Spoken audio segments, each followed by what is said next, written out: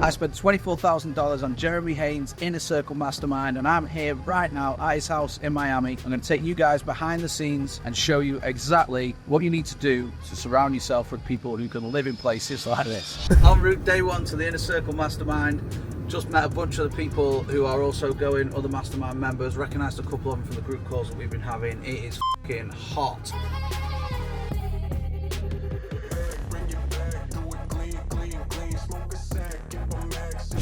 That ends up making Tom, just say an extra $1 million a month.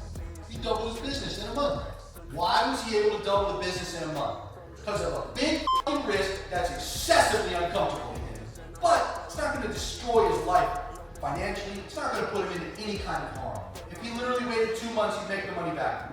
What's the number where when it hit that level, you instantly were like, holy shit, I have no other option right now but to work my ass off. Great talk from Jeremy. Talking about acting like your back's against the wall. Like, everyone gets comfortable, everyone stagnates, everyone does things that probably don't have the same level of energy that they did when they were poorer, and you do get comfortable, you do stagnate. He's encouraging everyone inside to take a massive risk, something that you think you've got a good chance of succeeding at, but taking that risk nonetheless. So he made everyone be quiet for like 30 seconds and jot down a few different things that they might be able to take risks on. So I've identified a few. It's exciting. Now we're about to get some lunch. This compound, whatever this is, this place is insane. Woof, I'm boiling.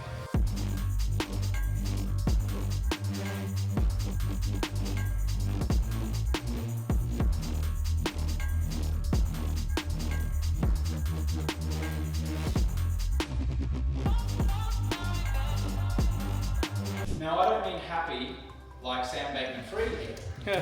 There are cautionary tales everywhere, because guess what, guys? We can make $1 billion, and excuse my French, fuck it all up, because we didn't do the work, because we didn't face our childhood trauma, because we didn't do personal development, because we didn't understand that mummy loving us too much or not enough as a child resulted in all of this misbehaving in adult life. Couple of fantastic talks so far. I think like almost done on day one. Well, we had James Swanwick. He helps entrepreneurs give up alcohol, and he came with a load of free tips. And then we've just had Alex Santos, I think his name was, talking about trading. Really, really exciting stuff. He's the one with the black Ferrari.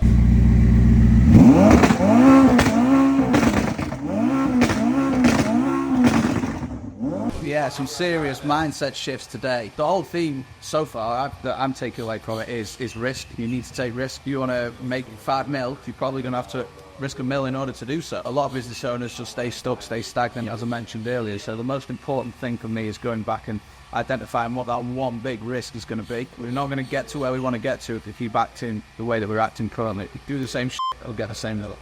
I meet a lot of people and entrepreneurs who are successful in business, but they, at the same time, they let the rest of their lives go.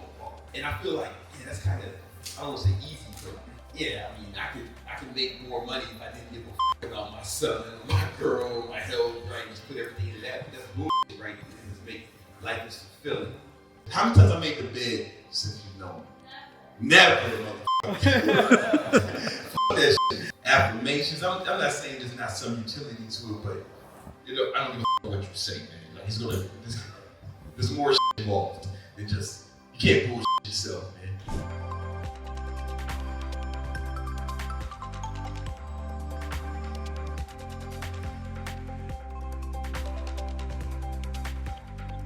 Wrapping up day one of the Inner Circle Mastermind. Outstanding event, so many takeaways. As always, when I go to these events, it's nothing tactical.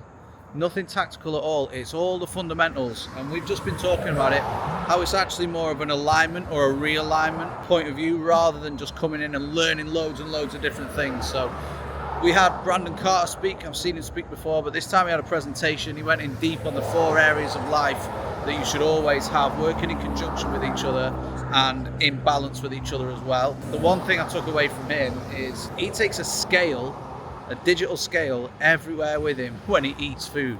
So he is in the best shape I've ever seen anyone. And the reason that he's in such good shape is because he tracks every single metric. And it's funny, he even tracks the time that he spends with his wife. He tracks the time that he spends with his son, hours per day, which is really, really interesting, and not a lot of people are doing it, but that is how he achieves the perfect balance. Now we're going to go and watch the Devin Haney and Ryan Garcia fight. I'm predicting Haney, but we'll see.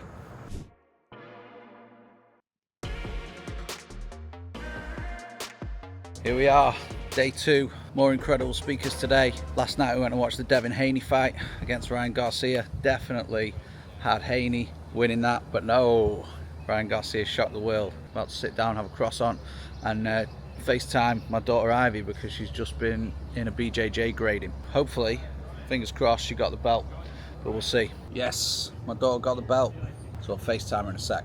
So cool out here, man. So cool, just looking at how much land Jeremy's got, how much of a nice guy he is as well. Aspirational, man.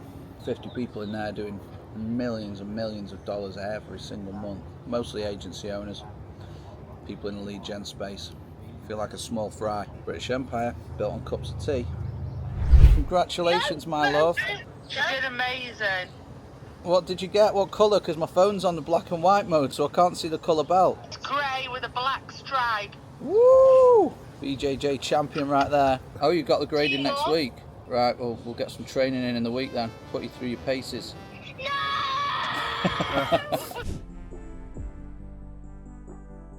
What the are you waiting for? You know, hopefully you got 50, 100 more years in there.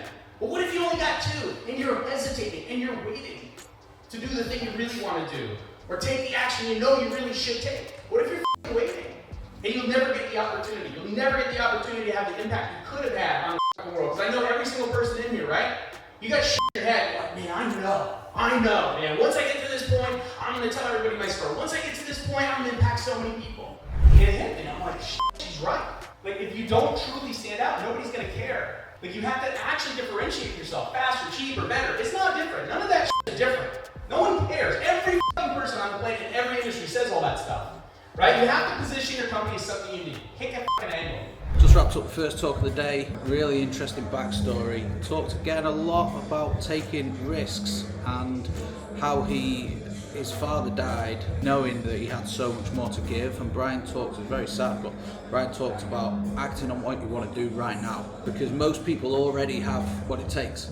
Most people have already got it inside them, but they're waiting for something. They're tying their next move for some sort of permission or validation, which simply is not needed. And one thing he said that hit hard is you need to take 100% accountability for your actions, whether they're your f***ing fault or not. He had a client that didn't pay him 50 grand and it nearly got him evicted. But the changing point for him was realizing that it was up to him to get up off his and do something. So it was a really, really inspirational talk. And he also spoke about being careful about who you emulate. Most of us just see the big boys or the big players in this space and then they want to emulate them and be the same as them. If you're going to hire a new player, you need to understand the risks associated with that, and you need to hedge your bet against that.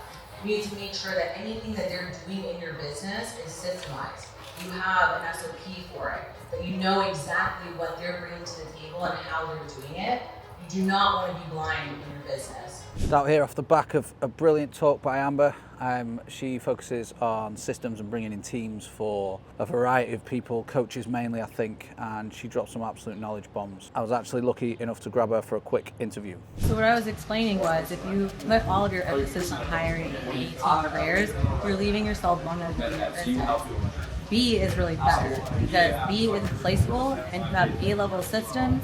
They can still execute at the same level as an A-level player without the need to have to go out and find a player in the future if that person was to leave or get fired. Because the job of a marketer is to make the salesperson's life and responsibility as easy as possible.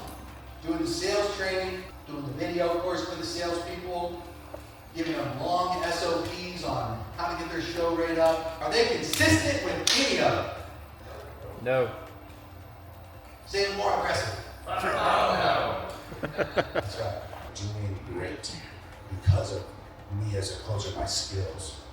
That's incredible for increasing and making it a feeling of perpetuity from there forward, that they're great. You know, I'm trying to constantly create that inertia for them. And I'm not trying to make them think that it's by my fault or doing. But I always tell a business owner, that way they don't f*** it up.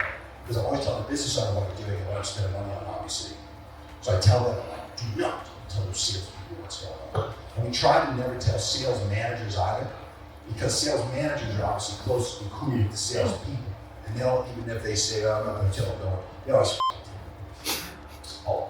And that is a wrap. 2 days at Jeremy Haynes' Inner Circle Mastermind. What can I say? The guy is an absolute legend. So hospitable, putting on all the food, all the drinks, do what you want, chill out, smoking cigars. It was amazing. Just like my trip to Las Vegas, so many takeaways, so many things to go and implement. Gonna go shopping, go and eat some food, get on the flight, have 1 day recovery, and then it's business time, baby. Thanks for coming with me.